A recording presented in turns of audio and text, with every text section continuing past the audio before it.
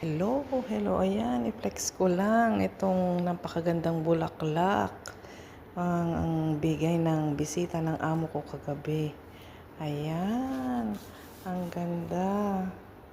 Ang ganda-ganda. Ayan pa, ayan ang chocolate naman ng regalo niya. Ayan, nasarap yan kasi tsokolala. Alam niyo na, pag yung mga nataga Middle East, alam na nila yung brand na tsokolala. Ang ganda. Ay, ang sarap. Wow, yummy. Pero ay, naku po. Ang pots. Alam na din, alam na this. Ay, naku po. Ang ganda, oh. Ang ganda ng packaging ng tsokolala na yan. Sigurado mahal. Ayan, ang bulaklak. Tignan ulit natin. Ayan. Oh. Ang brand ay tsokolala. Sikat na yan na brand dito sa Middle East. Ay, medyo may kamahalan kapag bumibili kayo dun. Ayan.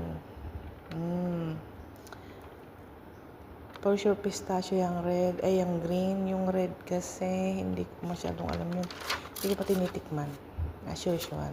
Yung gilid po ay hindi po butas yan. At hindi pa po nakuhanan. Yan po ay dyan mo dudukutin yung paper para i-leaf.